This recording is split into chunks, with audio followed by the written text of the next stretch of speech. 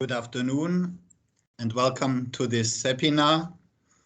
My name is Ulrich Leberle and Margarita Micheli is next to me to give a presentation about a new regulation proposal on deforestation-free value chains. Welcome everyone. This is a particular day. It's the first day of a war in Europe. And we would like to invite all of us to give a few moments of thought to all victims of war.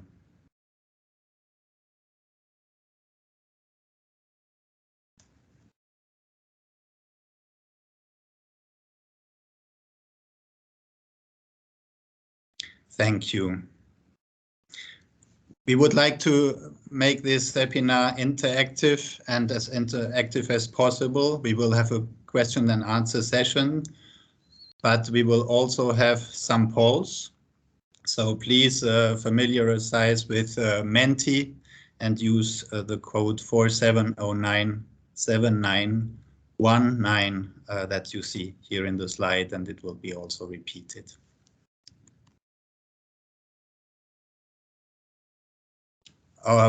We give a first overview on the regulation as such. That will be done by Margarita Micheli, Forest Policy Manager in Cepi. And we will also give first views from the European paper industry. And then I am particularly proud to have also a very interesting panel at international level with Derek Nybor. He's President and Chief Executive Officer of the Forest Products Association of Canada and chairing currently the International Council of Forest and Paper Associations.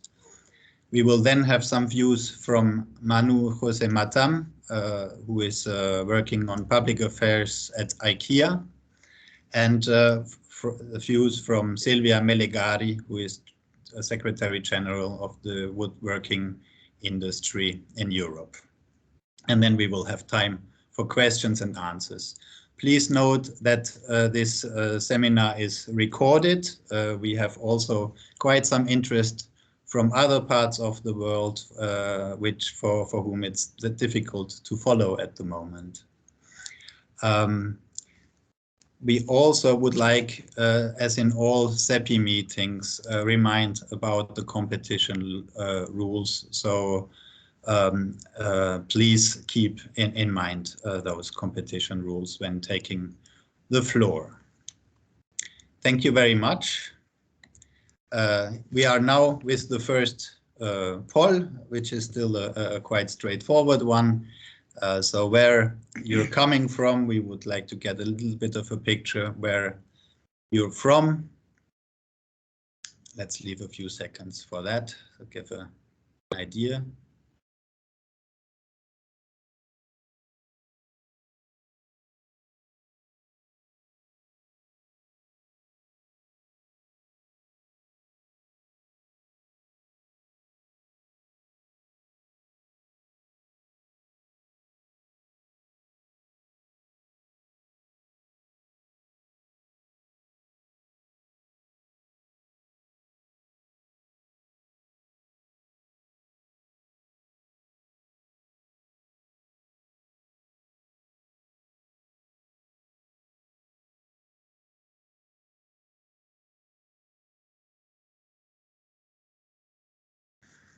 Let's see if we get to 50% of participants also on the Mentimeter.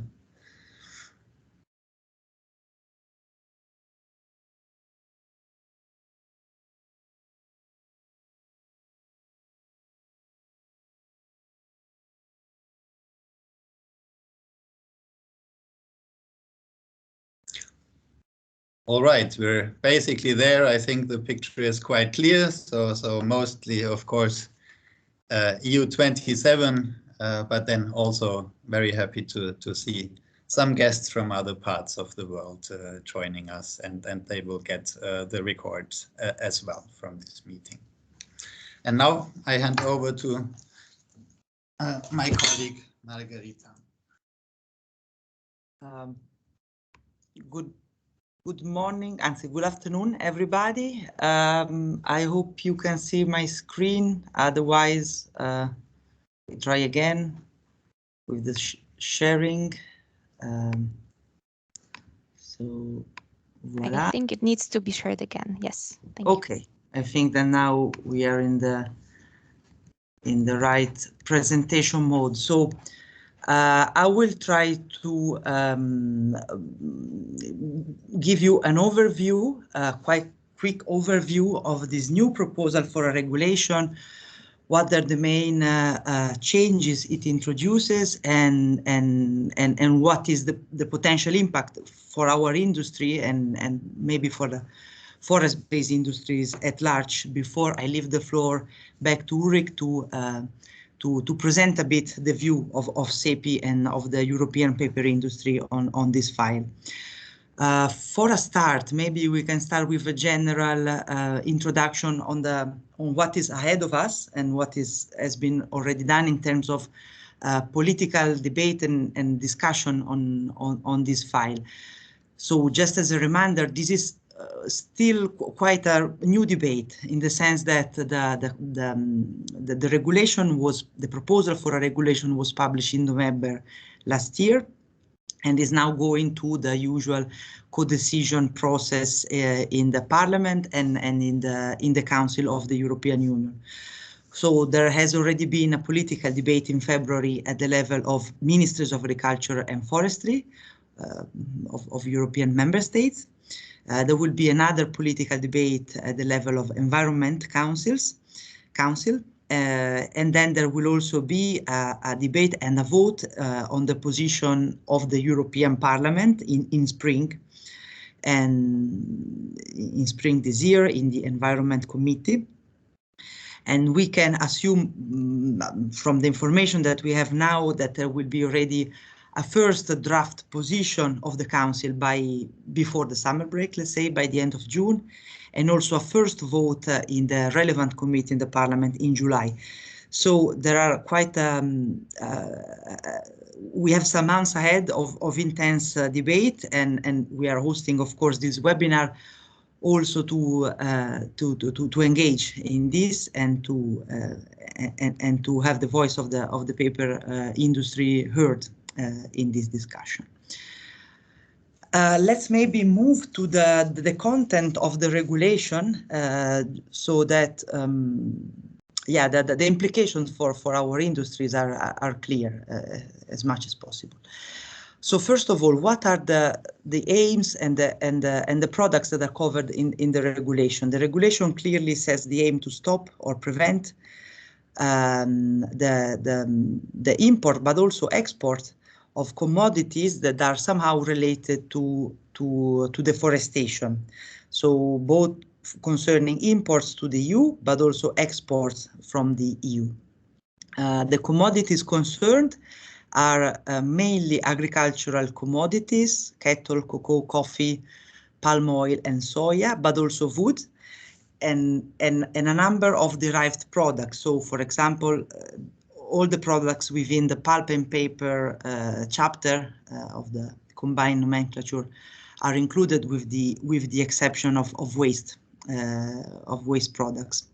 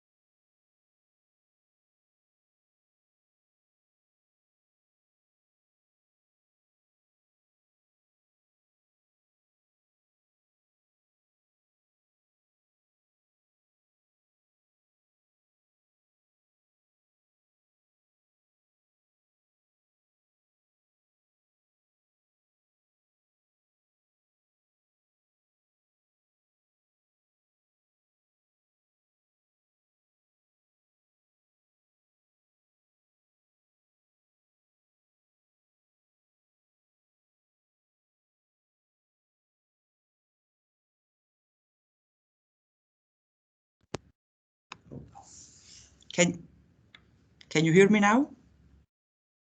Probably yes, I hope so. So sorry for the interruption.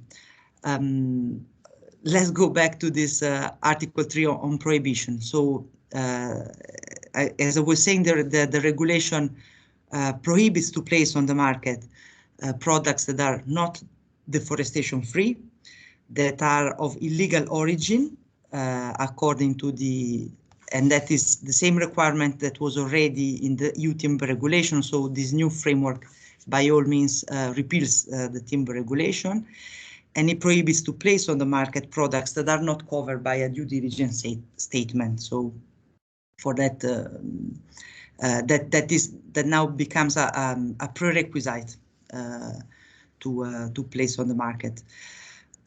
What is very relevant and very important is that the definition of deforestation free does not only include deforestation per se, but also forest degradation that happens after a certain cutoff date, which is end of 2020. And this is indeed probably the biggest innovation, let's say, or the biggest change that this regulation introduces compared to the regulatory framework as we know it today. And one important thing, the concept of non-negligible risk is still in place, in the sense that one cannot place on the market a certain product that is not compliant or for which the risk of non-compliance is non-negligible.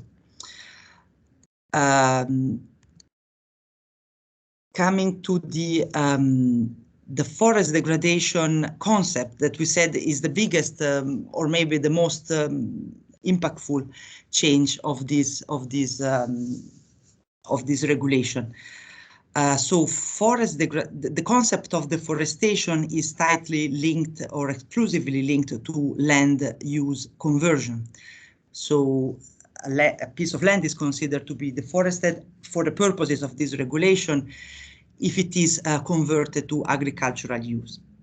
And that's pretty clear and straightforward. For what concerns forest degradation, the definition as it is proposed now mainly link forest degradation to unsustainable harvesting operation, which overall reduce or entail a loss of biological and economic productivity, and that overall reduce the supply of benefits from the forest, including wood, biodiversity, and other services. So this is, let's say, the concept that is introduced probably for the first time in EU legislation. And when we look more closely at sustainable harvesting operations, so the criteria that in the end will have to be complied with for placing on the market wood products, those are defined as harvesting that is carried out considering maintenance of soil quality, biodiversity, and with the aim of minimizing negative impacts. And by that, what is meant is avoiding, for example, the harvesting of stumps and roots, the degradation of primary forest and the conversion of those into plantation, the harvesting of vulnerable soils, the minimization of, for example, large clear cuts, and provisions of on minimum deadwood retention in the forest. So as you can see, it is a set of somehow detailed criteria that will be for the first time included in a regulation. Those criteria are also under discussion in energy legislation, but okay, we leave it aside for a moment. But this will be more or less the definition of forest degradation. If we move to the due diligence criteria that will be placed on companies and more specifically on operators and large traders. So the actors that place on the market for the first time a certain commodity or good. We see that those are somehow based on the requirements that are already in place in the EU timber regulation, in the sense that due diligence will be to be based on first information gathering, second risk assessment, and thirdly risk mitigation. So more or less the obligation that is upon operators will be more or less the same as it currently is under the EU timber regulation. But at the same time, some new requirements are introduced, and some of the, let's say, perceived weaknesses of the, or gaps, let's say, of the timber regulation are strengthened or filled in. So under this new framework, for example, what will be the information that the operator is asked to collect? First, of course, the trade name of the commodity, the species when it comes, for example, to wood, the quantity and the country of production, and that is already the case under the UTR. But also, and this is probably the biggest innovation of this regulation, is, for example, the geolocalization coordinate. So latitude and longitude of the plots of land where the commodity was produced, or for wood where the wood was harvested, as well as date and range of production. So this sort of plot level traceability is something that is new and that is introduced in this new framework. And then, of course, name, mail, address of the supplier and of the companies to whom the commodity or the product is supplied to. The second part of due diligence is risk assessment and mitigation. And again, some criteria are provided to guide, or really that are compulsory, to guide the operator. So one, before assessing whether the risk of non-compliance is negligible, one has to take into account the general risk profile of the country, and we will come back to that in the next slide. The prevalence of deforestation or forest degradation in the country, in the region, or in the area where the product was produced or the commodity was harvested. The complexity of the value chain, the risk of mixing parts of the raw material with other commodities of parts of raw materials of unknown origin, the substantiated concern that civil society organization or any legal person may raise on the risk of non-compliance of a certain commodity coming from a certain area. And then also other complementary information that might be supplied, for example, by certification or third-party verified schemes. So somehow the supporting role of third-party certification that is currently included in the UTR, in the EU timber regulation, is retained also in this framework, although maybe in a bit less clear way, in the sense that, okay, what is stated as certification can provide complementary information, but still all the requirements that we saw still need to be complied to. And then, of course, based on this assessment, mitigation procedures have to take place. So depending on the case, the operator may require additional information or undertake independent audits or surveys to mitigate the risk of non-compliance. And then finally, what is this new country benchmarking or risk assessment that is introduced? So this is a new part of the framework that is introduced by the European Commission. Basically, all countries are considered to be normal risk country at the entry into force of this new regulation, but shortly afterward, a classification or benchmarking is made by the European Commission. And so countries will be divided into three groups: low risk, normal risk or high risk. For low-risk countries, the due diligence requirements are simplified for the operator, meaning that one has only to comply with the information gathering requirement and does not have to perform the risk assessment and mitigation part. For normal risk country, the entire procedure is in place. For the high risk country, again, from the operator is the same procedure, but what changes is from the point of view of the competent authority of a certain member state, which in that case will have to scale up the volume of the checks on operators. So if normally I think that there is a minimum threshold of 5% of operators and 5% of the quantity of a certain commodity that has to be checked annually by the competent authority. In the case of high-risk country, this minimum threshold is raised to 15%. So there is, let's say, an increase or enhanced scrutiny by the competent authority, and this benchmarking is set, as I said, after the entry into force of the regulation via an implementing act, so via secondary legislation. I stop here for the overall presentation of the regulation, and I give the floor back to Ulrich for an introduction on the position of the paper industry and the views on the paper industry of this regulation. Thank you.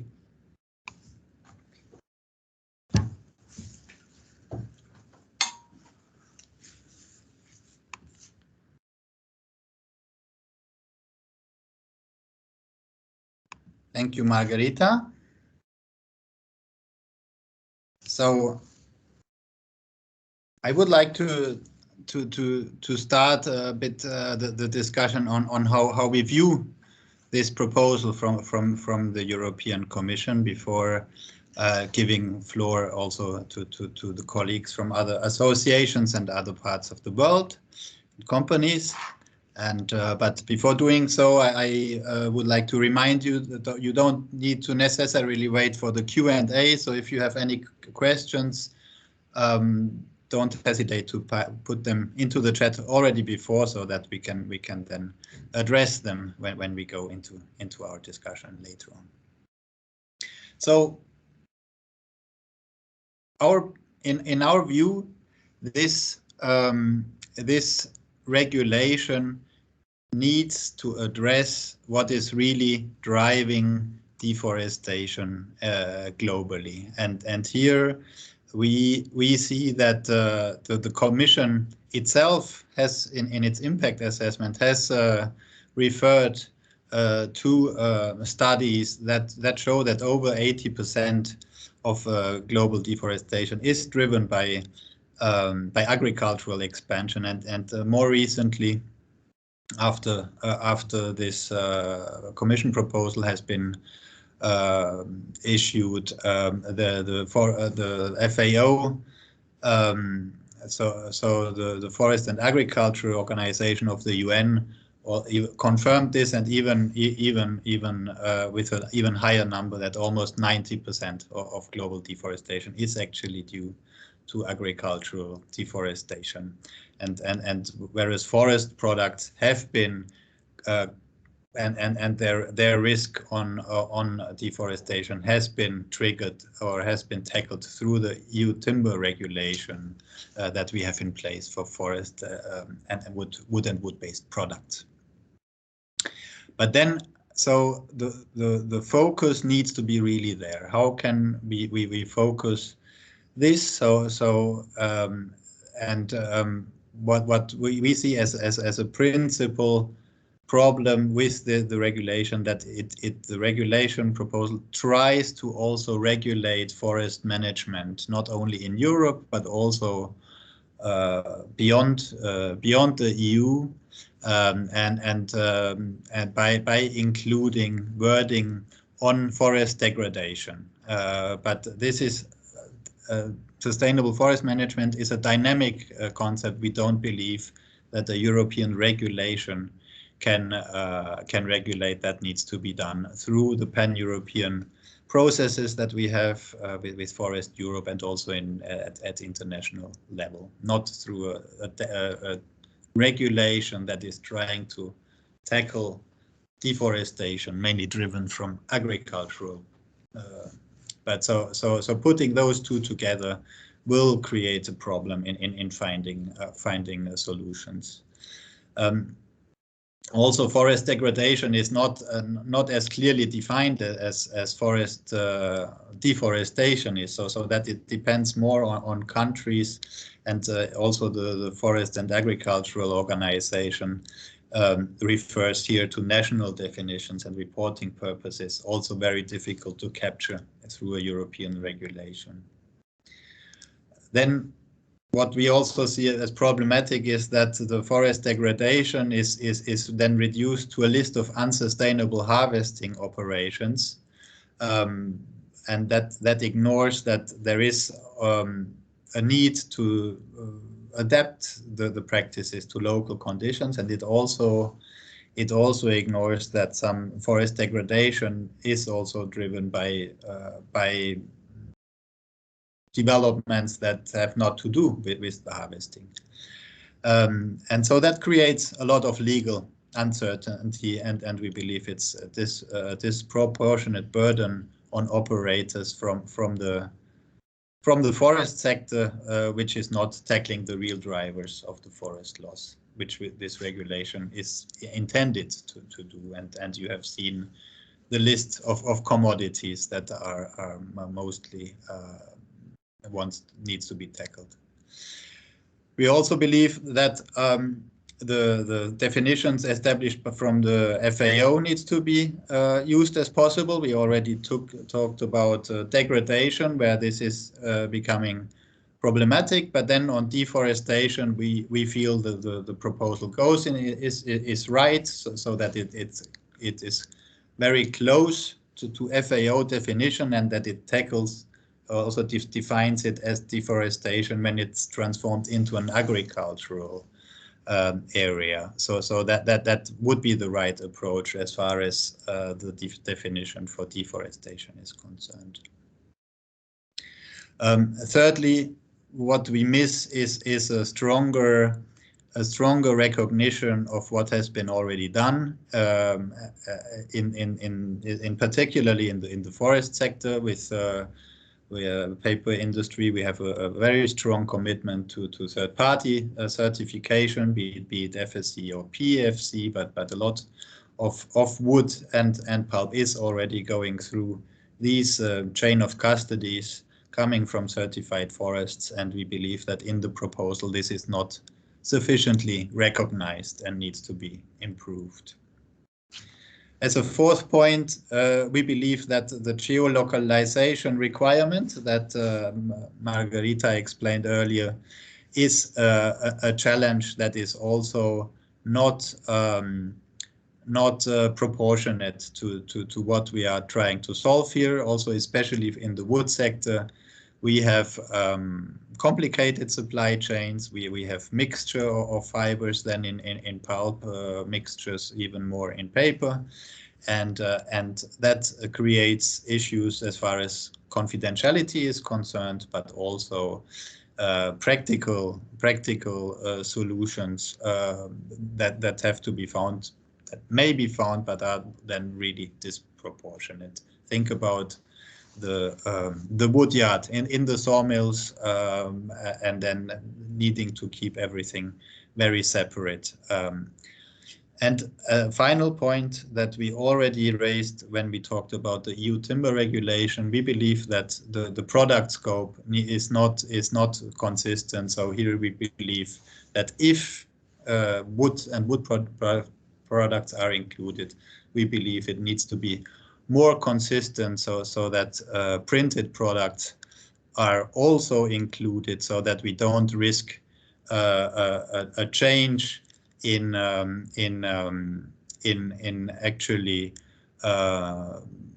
moving manufacturing in other places, only to make sure the regulation can be circumvented. So we believe it's nomenclature number 47 pulp, 48 paper, and also 49 printed products need to be included if in general wood is included in this legislation.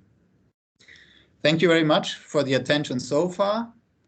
And now we would like to introduce our panel and start by Derek Naibo from Canada. Thanks, Ulrich. I'm Derek Neiber. I'm president and CEO of Forest Products Association of Canada, and I'm also president for a few more months with the International Council of Forest and Paper Associations. Although we in Canada are about 7,000 kilometers away from Ukraine, I feel the need as well to share just how deeply affected we are in Canada. We're only 38 million people in Canada, but we have 1.3 million Ukrainian Canadians here. We're also the first Western country to recognize Ukraine's independence in 1991. We're absolutely heartbroken with what's going on and really hopeful that commitment to doing the right thing and multilateralism is going to help the people of Ukraine and everyone in that area. So I wanted to start there. I also wanted to start by saying, being from Ottawa, Canada, I am coming to you from the traditional and unceded territory of the Algonquin Anishinaabe people. It's my pleasure to be here in a dual role, as Ulrich said. So starting with ICFPA, and this is the way I'm going to approach my 5 minutes here. I'm going to talk a bit about ICFPA because anytime you have a global group together, there's not always alignment, but I will say there's a lot of concern with what we're seeing with this development in the EU.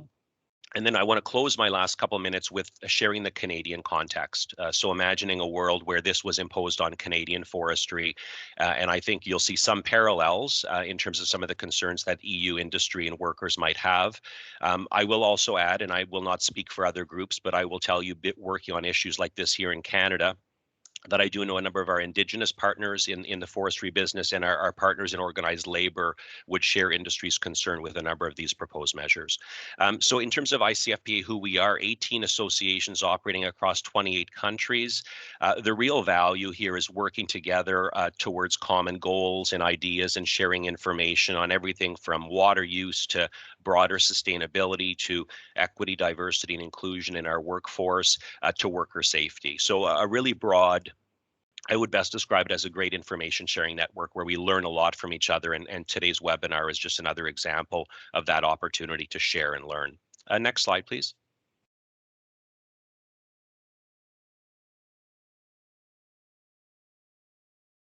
Let's choose manage. Oh, there we go.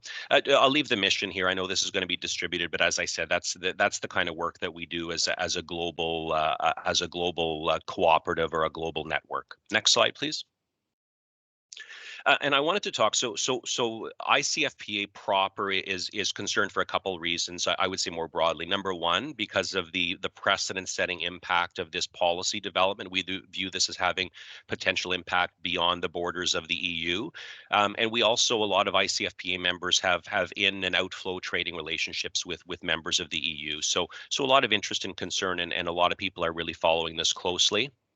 I thought Margarita and Ulrich did a great job capturing some of the areas or the pressure points or the areas of concern. I think there's some good intention here from my perspective, but I wanted to focus on, this issue of deforestation and degradation getting us into some more challenging and more ambiguous territory. I'll talk a bit about that in the Canadian context as well. Leveraging some of these great tools that we have through the FAO and through third-party certification, I think could be really powerful for the industry. And I'm concerned that some of those solutions just aren't being brought to bear based on what I've seen to date. So that's kind of the global piece. I'm going to pivot now to Canada just for a couple of minutes, and I'm imagining a world where this is imposed on Canada.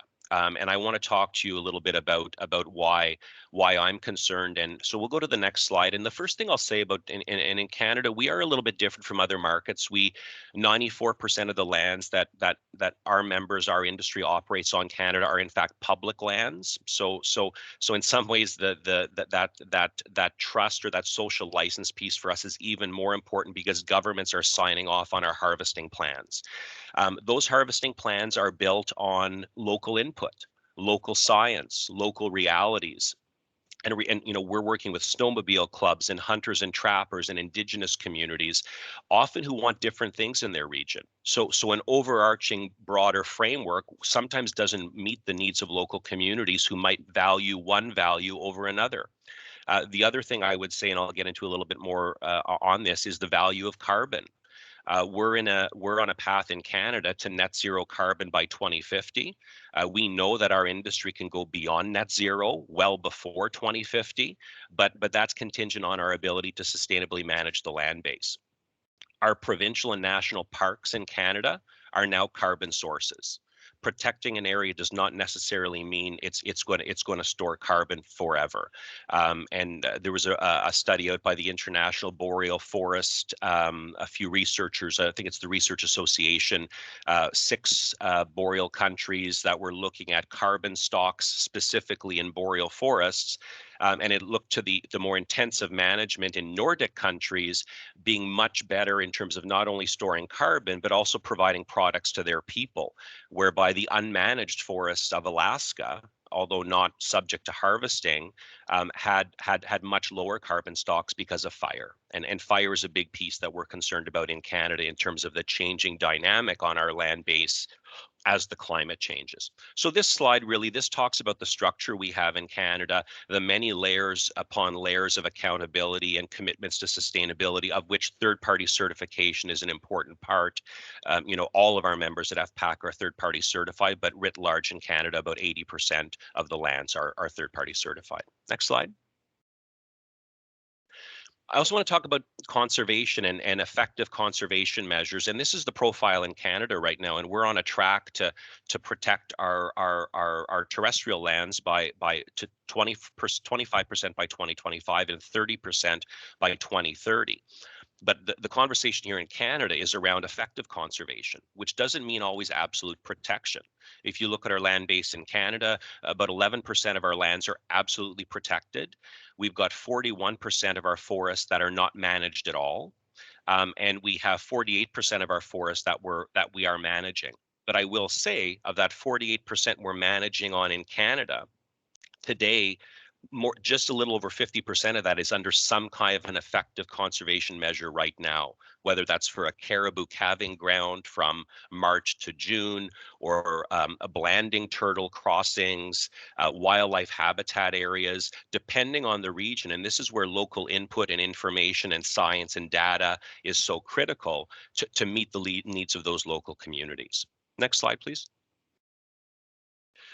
The other part is Indigenous peoples, and this won't be the same for all countries, but in Canada, we have an important obligation and opportunity to advance economic and social reconciliation with our Indigenous communities. And we're on a real trend here in Canada where more and more of the wood supply is either being directly managed by Indigenous communities, or there are joint ventures, co-management operations, and in provinces like Saskatchewan, which is kind of in the center of Canada, about 30% of the forested lands in the managed forests in Saskatchewan are managed directly by Indigenous people. So this is an important consideration, especially as it pertains to local decision-making, local values, what those local communities want in their community and on their land base.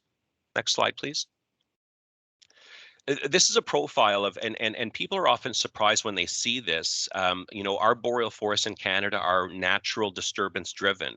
We have, and if you look at comparatively, we're now 25 times the land base in Canada is being affected by pests and fires relative to what we're harvesting. And the trees that we're harvesting, we're replacing either 2 to 1 or 3 to 1, depending on the provincial jurisdiction. So the alternative of not managing the land base, as that International Boreal Forest researcher paper of a couple weeks ago showed, not managing it is not good news for our carbon story. So if, you know, this is about values. I think about the value, you know, we're thinking about fire management and keeping communities safe. We're thinking about what local Indigenous and non-Indigenous communities want. We're thinking about flood mitigation. We're thinking about species at risk. And I'll tell you, in many parts of Canada, you might have a couple species at risk that want different interventions. In the case of Canada, moose prefer younger forests. Caribou prefer older forests. How do you make that decision? And that's only done through local input, not through a national or a regional directive, is our perspective. Next slide. And I just wanted to leave here because I think there's a broader, I know in Canada, all values are very, very important. We determine the value judgment based on what local communities want, but there's no doubt our national and provincial governments are driving, placing huge priority on the carbon value, on that move to net zero. And I just thought, I'm not going to go through all this, but this is the broader climate positive forestry framework in Canada that we're operating under, and speaks to a number of the opportunities before the forest sector to deliver on climate action for our people. And I think that's it. Maybe just make sure, next slide. Yes. So anyway, just a bit of a perspective global, wanted to share the Canadian context as well, without getting myself in trouble with my global colleagues. But I thank you for the opportunity and for the information that's been shared today. Thank you very much, Derek. Much appreciated. And we go further with our next speaker, who is Manu Matam from IKEA. Floor is yours, please. Thank you, Ulrich. Good morning, good afternoon, and good evening to everyone. As Ulrich already introduced me, my name is Manu Jos Matam. I already have engaged with quite a number of you in my previous job when I was working with FSC as the program manager for the Control Wood and Chain of Custody program. So a lot of the faces on this call are familiar faces. I don't have a lot to talk in these 5 minutes, so I want to focus more on just this specific legislation and how IKEA is approaching it. Next slide, please. So to start with, IKEA fully supports this EU Commission's goal to minimize the EU's contribution to deforestation, forest degradation. And that's because it is in line with and goes very well with the IKEA Forest Positive agenda that we have for 2030, which says that we want to identify and secure all raw materials in our supply chain and ensure that they are not contributing to deforestation or conversion to natural ecosystems. So in that way, this new legislation would kind of supplement IKEA's own efforts. However, there are elements of this legislation which could be problematic to us, and that affects IKEA in many ways. So we are one of the largest consumers of wood and engineered products in the world. We also consume a lot of paper and paper boards. But while it may not be very visible, we are also a huge consumer of many of the agriculture waste products like soy, palm oil, coffee, cocoa, leather. And this is not just what goes into the IKEA food sector, but also into a lot of what goes into a furnishings business also. So because of that, and considering the global supply chain that IKEA is sourcing from, this legislation impacts us in multiple ways. And based on that, we have got certain issues, certain recommendations that we would like to bring forward to make this legislation more easier to implement. Next slide, please. So, and you may already see that some of these topics are already quite similar to what Ulrich had earlier talked about. The first and foremost is that we would like that the legislation gives a lot more clarity in terms of definitions and what is covered by the scope. So what exactly do we mean by forest? There is a definition of forest given, but then does that account for plantation forest? Does that account for agroforestry? Does that account for any thinnings that are done in selective thinnings that are done in forests? Similarly, the definition of degradation, it's a new definition that has been introduced, but in terms of a lot of the way forests are managed in Europe and in North America, where clear cutting is an acceptable and very usable form of silviculture. Would clear cuts be covered under the scope of degradation, or would that be not included? Similarly, what exactly is included in the scope of this legislation? Is post-consumer reclaimed material considered? So that means, do we still need to prove the origin of reclaimed materials. And then the Act also talks about materials used in production. So does that talk about commodities that were used during the production of a product, or for, let's say, for transport, or only what's included in that product? A case in point which came to us was if we are selling, let's say, cookies, and if they're fried in palm oil, but palm oil is not part of the cookie, would we still need to account for that palm oil or not?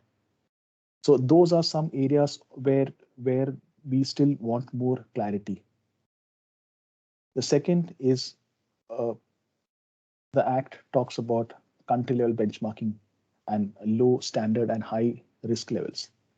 And what we would request is that this benchmarking is made available before the legislation comes into force. Otherwise, who decides? And how do we decide that? Or operators in member countries should be given the flexibility to make up their own way of deciding what the risk scenario of a country looks like, and then accordingly making their own decisions on that. Which leads me to my third point, is that operators should have the flexibility to adapt the due diligence requirements. Right now, they say that in low risk countries, you can have simplified due diligence. In high risk countries, you need a lot more. But still, the requirement is for all operators to have geolocation of all their sourcing areas. And what we would like to submit is that the granularity of information that is required from an operator should be dependent on the commodity in question, the risk profile, and what is the kind of mitigation required. If it's a low risk country, for example, if I would reasonably say Germany is a low risk country for deforestation. What is the added advantage of us having to get the geolocation of 20,000 forest owners in Germany? And in a high risk country, the whole point of a geolocation is that you know it's a high risk. And if you know the location of that, the origin of the material, you do not need, you cannot mitigate that risk. You can only avoid that risk. If there is deforestation, you don't source from there. So either way, that choice of what and how it should be done should be left to the operators and should not be prescribed. Adding to that is what we would submit is that there's a need to recognize the value of international certifications. They provide a credible source of due diligence and verification. And this is something which has been operating for many years now. And a system has been created, an ecosystem has been created where you have got companies have the diligence mechanisms, there are certification schemes, there are auditors, and there is a way of checks and balances which is being maintained. And that is something that the Commission should actually take use of. What we would like to suggest further is that maybe legislators could actually vet some of these third-party schemes to see how much they meet the legally binding requirements. And once that is done, possible way could be that areas certified against some of these vetted schemes could then be considered to be low risk and then have reduced diligence requirements. Where that doesn't work, then of course the full scale of requirements would come into play. The last of the key points that we have a concern is regarding the requirement for annual checks. Now, the legislation right now talks about, first of all, unannounced checks. And that's a minimum of 5% for all operators and all commodities in a country coming to a member state, which goes up to 15%. Now, the cost of these checks would be borne by the operator. So that is a direct operational cost. But more importantly, if you're going to keep a system where up to 15% of your annual production would be subject to unannounced annual checks, the bottlenecks in the supply chain that would be caused because of that, the number of interruptions that could happen, plus the kind of preparedness that every operator would need to keep in place to account for this, that would just drive up costs incredibly, especially when you have such complex supply chains operating all over the place. And this is all the more concerning when you're talking about products which are made of multiple commodities, which would need to be assembled by different sets of manufacturers in different countries. So at every step, you could assume there could be some kind of delays that could come in. There are other areas also on which we have concerns, but I would say these would be our top, let's say, 5 pain points. We are developing our own position paper highlighting some of these issues, and we would be doing a bit to try and meet regulators, legislators, and talk to them and see if we can influence some of them. But I think here we would also require the help from our Cepi colleagues to see what we can do better and how some of these issues can be addressed. Thank you.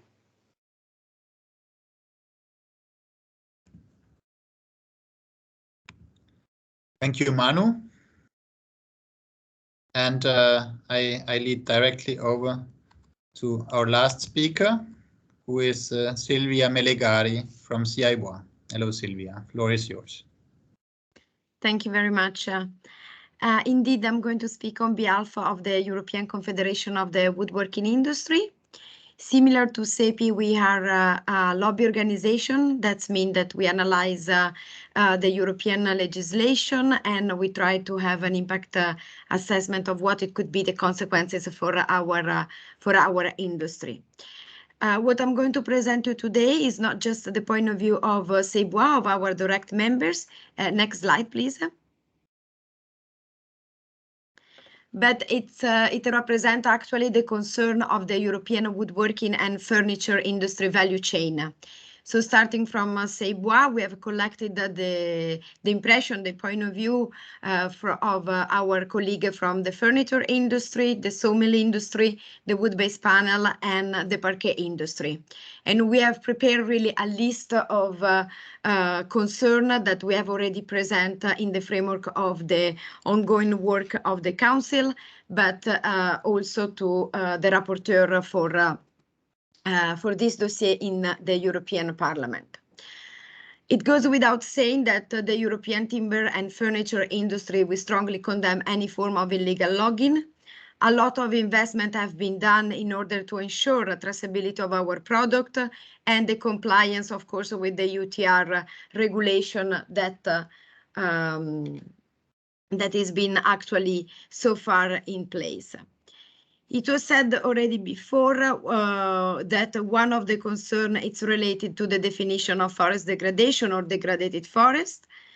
As it was mentioned before, at the moment there is no an international scientific consensus of what this degraded forest should be.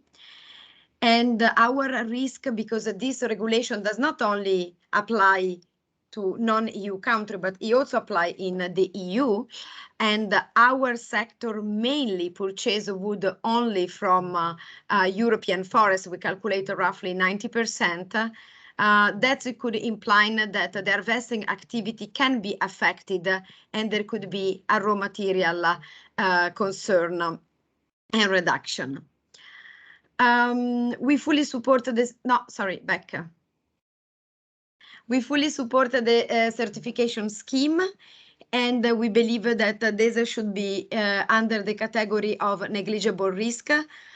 Basically, what we are asking is a green lane for FSC and PFC in our specific case, but let's not forget that this regulation has been taught by the Commission, particularly have in mind the agriculture commodities.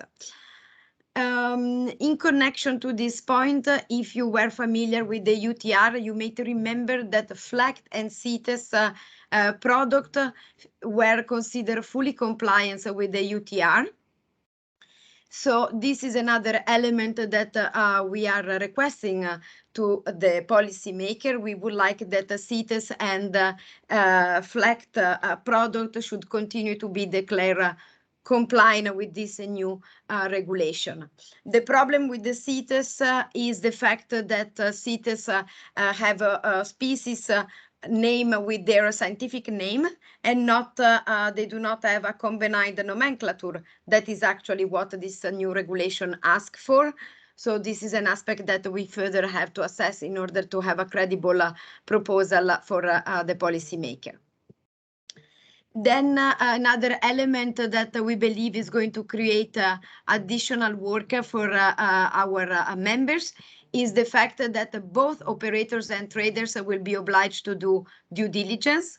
Operators, if we look at our category, are really the business people who put timber and timber product for the first time on the market, while traders are actually the people who receive this product. So we do not understand why we should have a double due diligence in this case, with the risk of having also error.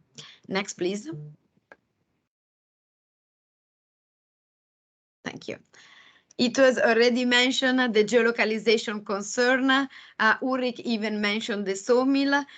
This is a point, of course, that poses a concern for the sawmill, and why this sawmill people do not buy their wood in the forest, but they receive it in the log yard.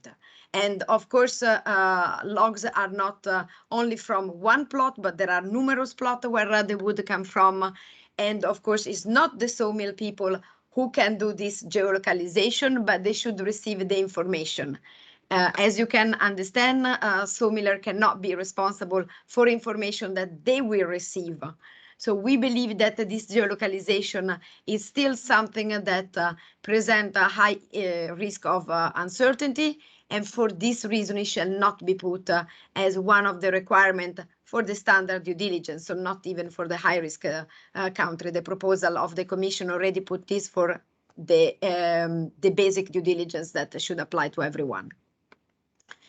Again, a definition of a high risk, low risk, and standard risk. Our proposal, having consulted the members, is have just two categories, low risk and high risk. For the low risk country, the application only of Article 9, excluding geolocalization, while Article 10, so the enforced due diligence, should apply for the high risk country. Substances concern is to have access to justice. Our concern is the fact that anyone can present substantiated concern. What does it mean? Any investigation carried on by a green organization or by a journalist could represent an evidence to go to justice and incriminate a company. We believe that because this will put in place criminal sanction, criminal evidence should be collected and need to be presented before calling a company to provide more information and be exposed to the risk to go to court. The proposal of the Commission is expecting to be revised after 2 years. This for us is not a sufficient time for our for companies to adapt to a new proposal and to be possibly confronted with new requirements. So our proposal is to have at least a period of 5 years before a new revision will be conducted. And we have also alerted the policymaker that when we make this discrimination amongst other countries, low risk, high risk, standard risk, but we need to verify that there is WTO compliance before engaging in this kind of classification of country. I conclude here just mentioning that there's a concern that, as you have seen here from the wood and furniture value chain, are the same that are also presented by the other commodities, the agricultural commodities with whom we are in contact. So cocoa, soybean, and coffee. They are also very much engaged in the discussion with policymakers. They are preparing their position paper. We are not engaged directly in activity where all our logos are together, but the concern that they have been presenting are very much in line with our concern. Thank you very much.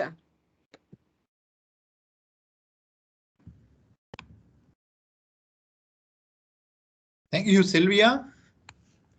Thanks for those points. And now we have still a bit less than half an hour for your questions, answers, comments. Who would like to go first? please use the chat function, but we can also see your hand when you raise it, and we'll pick up your question or give you the floor. So there's the first one from Magnus.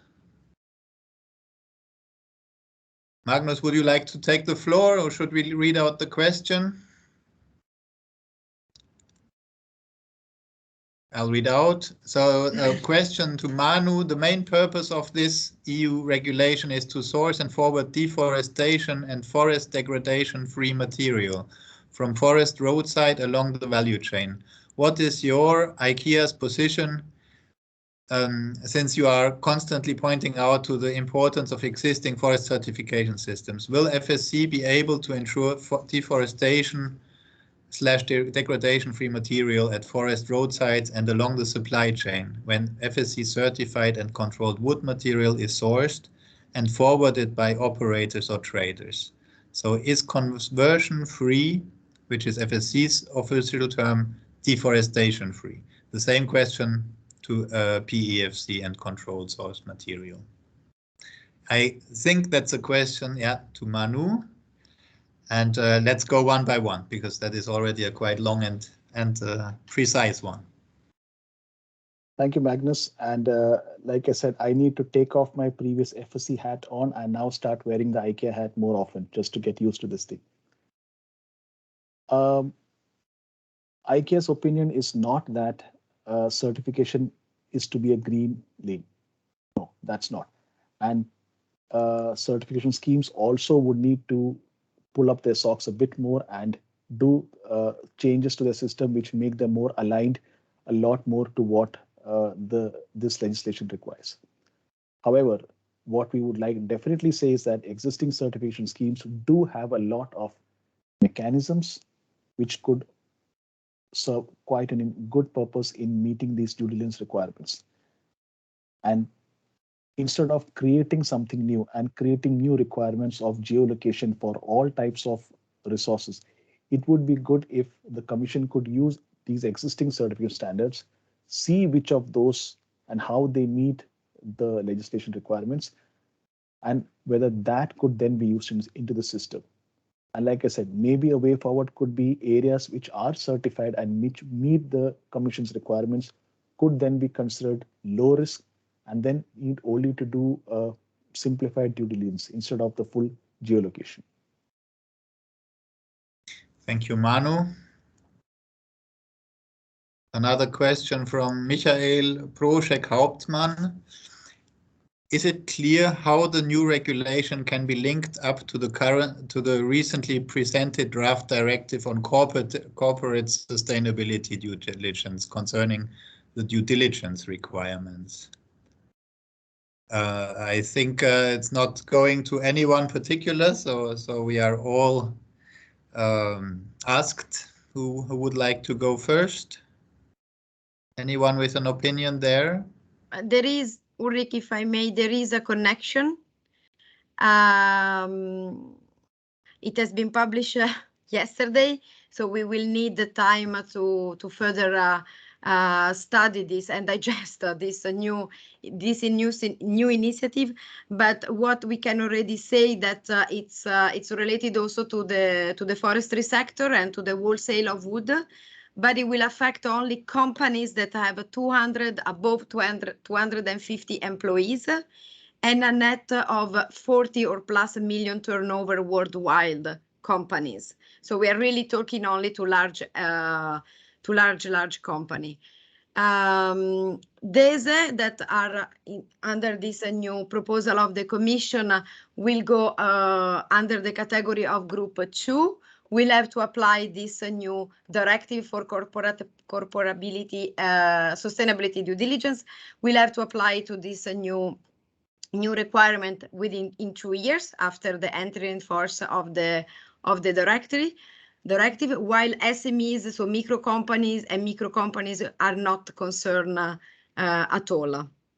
But this indeed it will affect somehow some of our company in the wood and furniture value chain, And just to reconnect to this topic, I would like to recall that even in the position paper that a large number of green organizations, but not only, have published at the beginning of February, they are asking to have this social due diligence also in the framework of our regulation for deforestation-free products.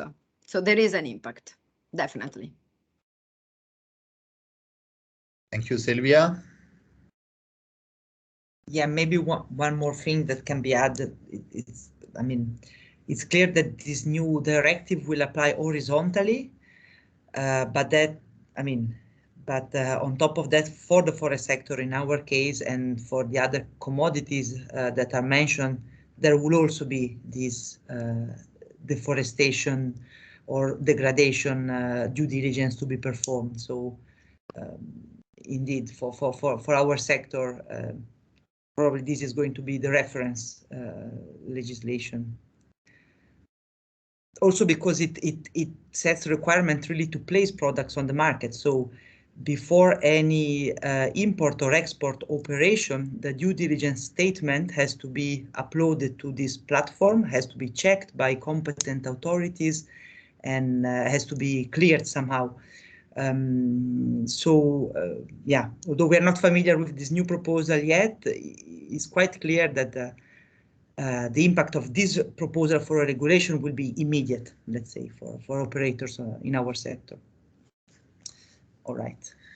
Thanks, Margarita. Then there's another question from Johan Eriksson. Are there any ideas of what minimizes large clear cuts means in hectares? Yeah, but I think I start first. So I think the question points exactly to the problem we have with drawing up harvesting criteria to describe forest degradation, and large clear cut is probably a different notion of a large clear cut from one region to another, and not to speak even from one country or even continent to another. So, but any views there? Now, Ulrich, I totally second you, and this was what I also flagged our concern on some of the definitions of degradation, what exactly means. And in a position paper, we tried to highlight that the meaning, the definition of degradation, including topics like this, should be uniform and set aside by the Commission in this legislation, rather than leaving it to individual countries to define, because then is where we will going into what exactly does a large clear cut mean without having any uniform definitions.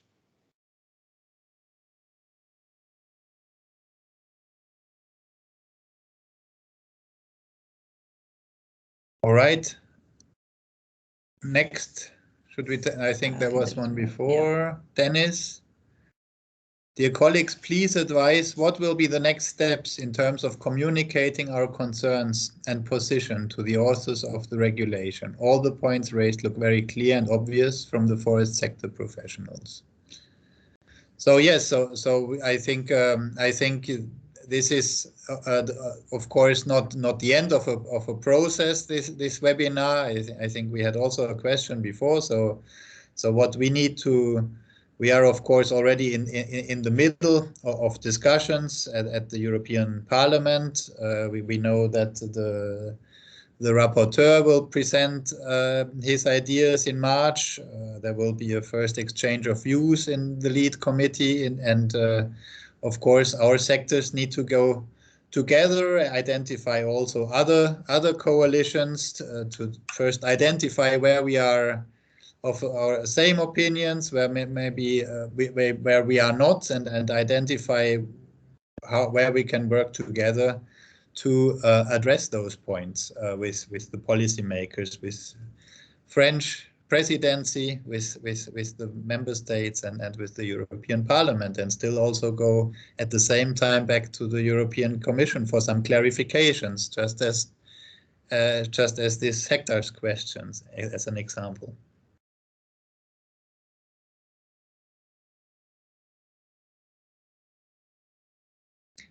Okay. It's totally allowed in the EU to convert forest to agricultural land. What will be the status of the harvested wood regarding this regulation? Will it be possible to use then? If not, what to do with it? Maybe I can reply to this. It's quite interesting because the definition of deforestation-free does not, says that the product should not originate from a land that is converted. So if we read it in the most straightforward way, the reply to the question will be the wood that comes from land conversion to agriculture will not be compliant, even though the logging in itself was not, or of the provision of wood was not the cause of the land conversion. So the cause was the need to have agricultural crops or land. So this is indeed another point on which we should work. So to make clear that the product, the commodity, the wood in our case, does not drive per se the conversion of the land. So there should be at least a causal link to say that certain wood causes deforestation. And so what if the wood is not compliant? What to do with it? This is again a very good question that we should be asking to the policymakers so that they understand the implications and the consequences that are maybe unintended, but that stem from this definition of deforestation-free. Good, thank you. Please, also other panelists, if you want to come in on questions, let us know. Raise your voice. There is a question to all panelists. When the purpose of this regulation is to get deforestation-free material, free forest roadside, what is the readiness of associations and industries to discuss in the very beginning European forest owners to agree upon a standardized eco-claim, for example, deforestation-free material, which each and every pile on European forest roadsides should get. And such a claim, deforestation-free material, could then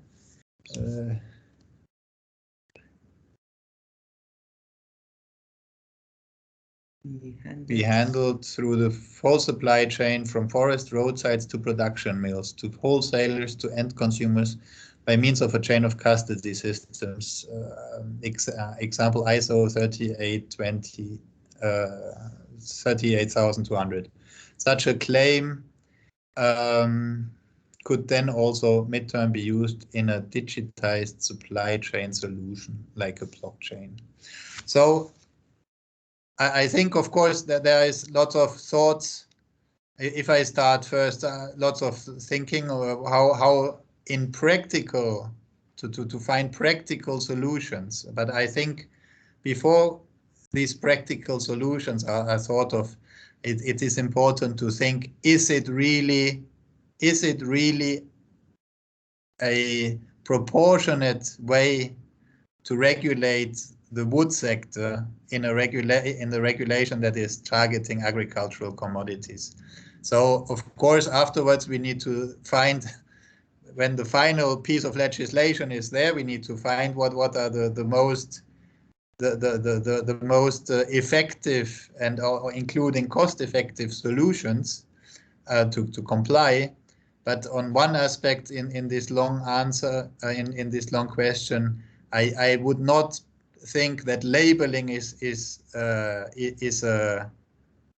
solution, because it doesn't make sense to label something as legal. It will not be legal to place that wood on the market if it doesn't comply with the regulation. And I don't believe labeling products saying it is according to the legislation is a good claim as on product. Manu had a hand up and an opinion on this, maybe. No, it's not an opinion. I agree with you, Ulrich, what you have said. It's more of, from my side, a question actually I want to ask the participants in this webinar is, what is the level of preparedness that we have to meet the requirements of this legislation if it comes into play as it is towards the end of this year with a cutoff date of December 2020? How much are we prepared? Or what do you think more we would need to do to get that? And that's something I would like to hear from the 130 odd people, 100 odd people who are there in this call. All right, thank you, Manu. There is another hand from Sylvia, maybe an answer to Manu already, or another opinion on the previous question. It's in connection to the question about this eco labeling. If we really want to make a little bit more practical this proposal, I think that we still have a window of opportunity when it comes to the policymaker to try to have a more not one size fits all approach to be presented. So really having a clear list of what we can and what we cannot do, and what is specifically for the timber or furniture industry, and what instead it's only for other commodities. Because as I said at the very beginning, let's not forget that what applied to wood is going to be applied for cocoa, for soy, for coffee, and we are not the same at all.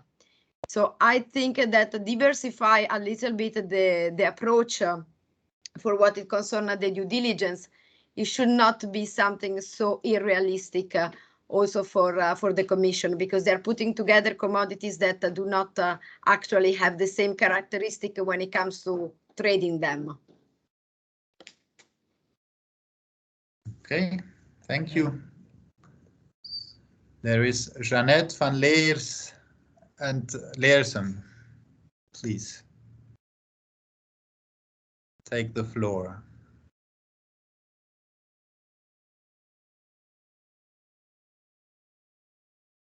No, please unmute yourself.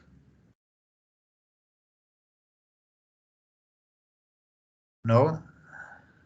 All right, then let's see. Go back to the chat. In the chat if we have more questions. There is one from Marianella Jacobe Marianella. Will the cutoff date set on 2020 be confirmed? What the implications will be? That depends on the negotiation. So as long as we are talking about the proposal, we have this date, but it's not set in stone. For example, some member states in the Council have raised the point of retroactiveness. So when the regulation enters into force, it should not retroactively exclude from the market certain commodities. On the other hand, in the debate in the Parliament in the past years, some members of the Parliament were advocating for earlier cutoff date. So I think 2015 or 16. So there will be some negotiation around that. So on this, it's not, we cannot say it's confirmed until we get to the end of the negotiations. Yeah. All right, take the next one. Are there any concerns towards data security, in particular the obligation of member states to grant access to data on market participants and traders to the supervisory authorities of other member states as required by Article 18, paragraph 3, might be a security problem? This also applies to the EU data interface described in Article 26. That's from Lukas Freise.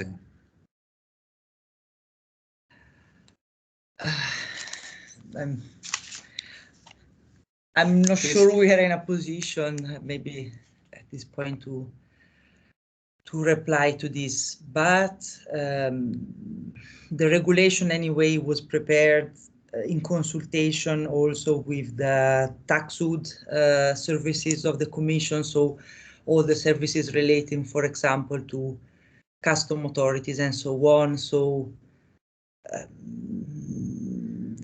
yes, probably there are enough guarantees from that point of view of data security in there. But okay, maybe this needs this question deserves a bit more study on the regulation.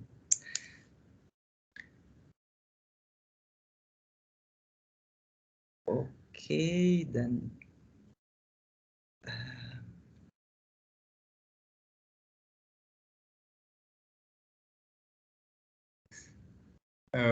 We can take here. I think Magnus, you still had some comments on, but they're not further questions. So then next one is Jens Krite. I am missing the positive effects of sustainable forest practices in the European Commission initiative. How can we get recognition for it and get out of the universal suspicion? So I think one call was done on this already before by Manu, that the certification systems also need to get to grips.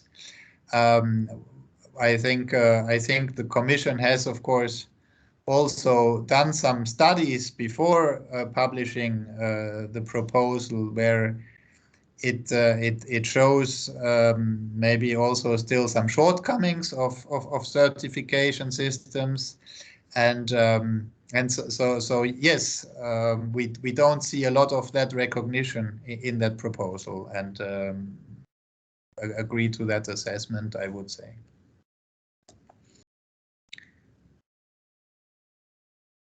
Sylvia, did you have a hand? No, on this, on the question from, no. Okay. Any?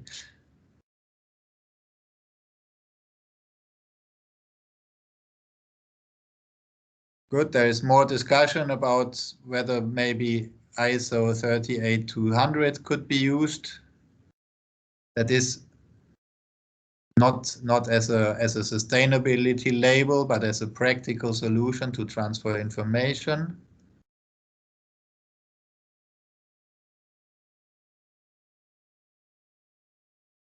Are there more questions as such? We are 2 minutes before the end, so if there is anything.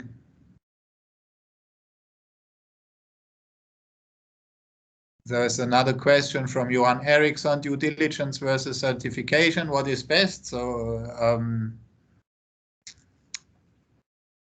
in terms of complying with this regulation, it's about due diligence, and certification is an additional information. As said before, I think there are different views on how to improve that status of certification.